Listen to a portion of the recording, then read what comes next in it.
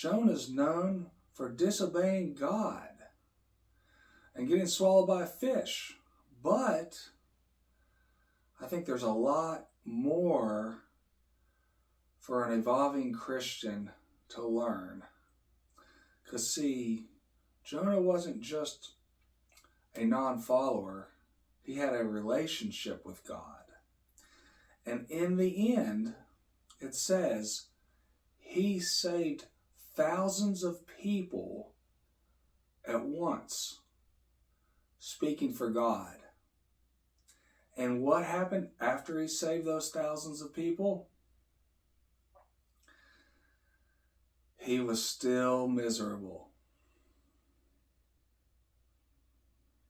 So I believe Jonah wants to tell us more than meets the eye. What happened to Jonah? What happens to us as we move along in life and we follow the Lord and things seem tough? I believe God wants to work through our issues. I believe we are all like Jonah. How could he do God's will? How could he save maybe 8,000 people? It just says there were thousands. How could he come off of not only hearing from God, but then being able to speak for God, being used by God in such a magnitude, and then to come out of there with no peace? It says that Jonah had anger. And went through all Jonah not wanting to live. It went through Jonah finally getting out of the fish and coming to a point in his life where he sought God and he told God that he would be thankful for his life. There's two things that we know for sure that it tells us in this book of Jonah.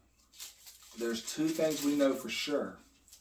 We know that when he got out of the belly of that fish, he said to God, I will sacrifice unto you with the voice of thanksgiving.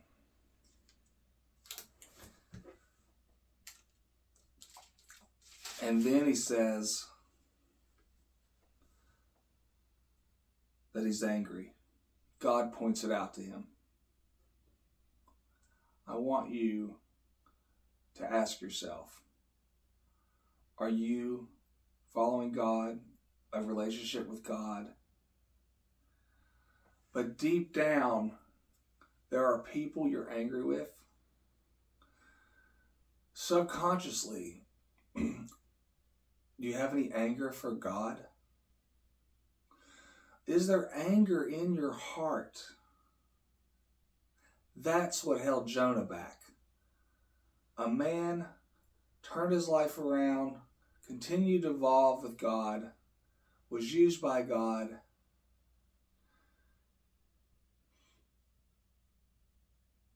Anger can seep up in you. Anger can be a surprise. Anger can be not a surprise, but you warrant the way you feel because of what people did to you and how they hurt you. But the anger stole from you. And you may not even realize it. And that's what Jonah teaches us. Is anger something that keeps happening to you? Just focus on the fact that you're not angry anymore. Focus on that you are not angry. And maybe there's a big shift for you in doing so. I do want to point out one more thing Jonah said in the belly of that fish.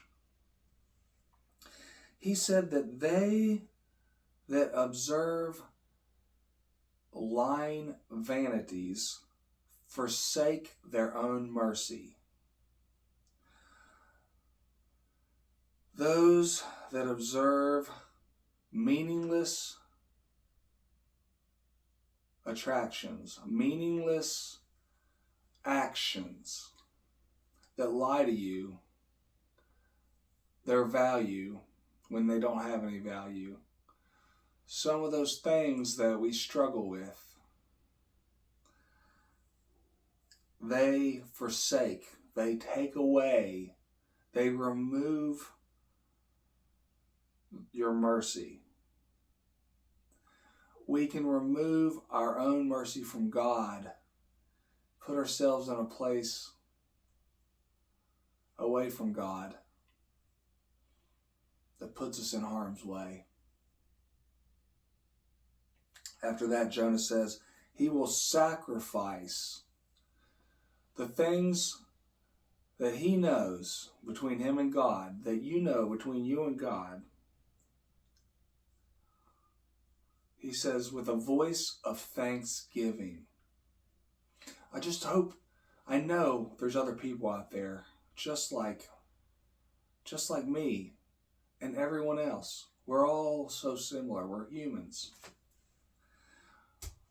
Thankful, and not angry. Let the Lord deliver you. So that we can eventually be like those men on that ship that Jonah was with before he ended up in the belly of the fish. Those men that were following God, that had a peace with God, that had an understanding and a relationship with the Lord, that talked to him all the way through that storm, that knew God was in control and knew they were following God,